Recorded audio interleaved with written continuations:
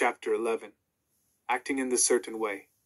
Thought is the creative power, or the impelling force which causes the creative power to act.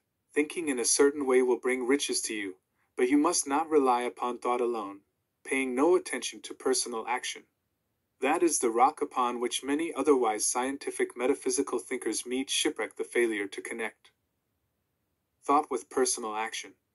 We have not yet reached the stage of development, even supposing such a stage to be possible, in which man can create directly from formless substance without nature's processes or the work of human hands. Man must not only think, but his personal action must supplement his thought. By thought you can cause the gold in the hearts of the mountains to be impelled toward you, but it will not mine itself, refine itself, coin itself into double eagles, and come rolling along the road seeking its way into your pocket. Under the impelling power of the Supreme Spirit, men's affairs will be so ordered that someone will be led to mine the gold for you. Other men's business transactions will be so directed that the gold will be brought toward you, and you must so arrange your own business affairs that you may be able to receive it when it comes to you. Your thought makes all things, animate and inanimate, work to bring you what you want. But your personal activity must be such that you can rightly receive what you want when it reaches you. You are not to take it as charity, nor to steal it. You must give every man more in use value than he gives you in cash value. The scientific use of thought consists in forming a clear and distinct mental image of what you want, in holding fast to the purpose to get what you want, and in realizing with grateful faith that you do get what you want. Do not try to project your thought in any mysterious or occult way, with the idea of having it go out and do things for you. That is wasted effort, and will weaken your power to think with sanity. The action of thought in getting rich is fully explained in the preceding chapters. Your faith and purpose positively impress your vision upon formless substance, which has the same desire for more life that you have, and this vision, received from you, sets all the creative forces at work in and through their regular channels of action, but directed toward you. It is not your part to guide or supervise the creative process. All you have to do with that is to retain your vision, stick to your purpose, and maintain your faith and gratitude. But you must act in a certain way, so that you can appropriate what is yours when it comes to you, so that you can meet the things you have in your picture, and put them in their proper places as they arrive. You can readily see the truth of this.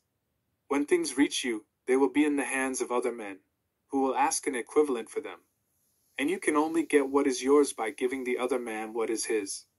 Your pocketbook is not going to be transformed into a Fortunatus's purse, which shall be always full of money, without effort on your part.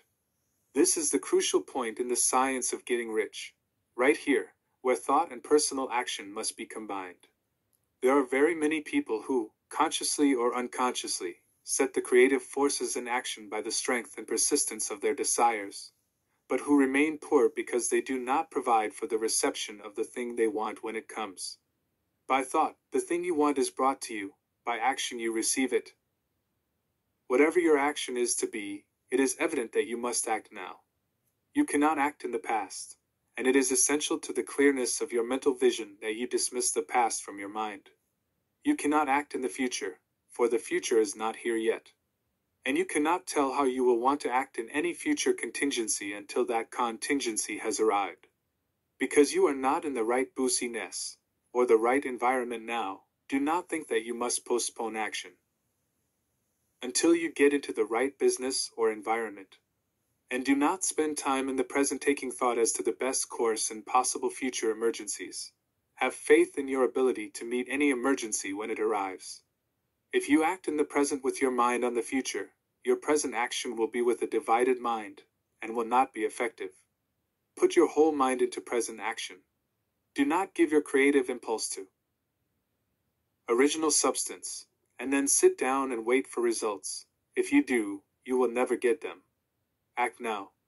There is never any time but now, and there never will be any time but now. If you are ever to begin to make ready for the reception of what you want, you must begin now. And your action, whatever it is, must most likely be in your present business or employment, and must be upon the persons and things in your present environment. You cannot act where you are not. You cannot act where you have been. And you cannot act where you are going to be. You can act only where you are. Do not bother as to whether yesterday's work was well done or ill done. Do today's work well. Do not try to do tomorrow's work now. There will be plenty of time to do that when you get to it. Do not try, by occult or mystical means, to act on people or things that are out of your reach. Do not wait for a change of environment before you act. Get a change of environment by action. You can so act upon the environment in which you are now, as to cause yourself to be transferred to a better environment. Hold with faith and purpose the vision of yourself in the better environment, but act upon your present environment with all your heart, and with all your strength, and with all your mind. Do not spend any time in daydream or castle building. Hold to the one vision of what you want, and act now. Do not cast about seeking some new thing to do, or some strange, unusual, or remarkable action to perform as a first step toward getting rich. It is probable that your actions, at least for some time to come, will be those you have been performing for some time past. But you are to begin now to perform these actions in the certain way, which will surely make you rich. If you are engaged in some business, and feel that it is not the right one for you, do not wait until you get into the right business before you begin to act. Do not feel discouraged, or sit down and lament because you are misplaced. No man was ever so misplaced but that he could find the right place, and no man ever became so involved in the wrong business but that he could get into the right business. Hold the vision of yourself in the right business, with the purpose to get into it, and the faith that you will get into it, and are getting into it, but act in your present business. Use your present business as the means of getting a better one, and use your present environment as the means of getting into a better one. Your vision of the right business, if held with faith and purpose, will cause the Supreme to move the right business toward you, and your action, if performed in the certain way, will cause you to move toward the business. If you are an employee or wage earner, and feel that you must change places in order to get what you want, do not project your thought into space and rely upon it to get you another job. It will probably fail to do so. Hold the vision of yourself in the job you want, while you act with faith and purpose on the job you have, and you will certainly get the job you want. Your vision and faith will set the creative force in motion to bring it toward you, and your action will cause the forces in your own environment to move you toward the place you want. In closing this chapter, we will add another statement to our syllabus. There is a thinking stuff from which all things are made, and which, in its original state, permeates, penetrates, and fills the interspaces of the universe. A thought in this substance produces the thing that is imaged by the thought.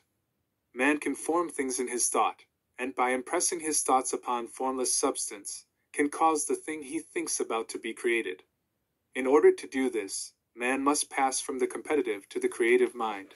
He must form a clear mental picture of the things he wants, and hold this picture in his thoughts with the fixed purpose to get what he wants, and the unwavering faith that he does get what he wants, closing his mind to all that may tend to shake his purpose, dim his vision, or quench his faith. That he may receive what he wants when it comes, man must act now upon the people and things in his present environment.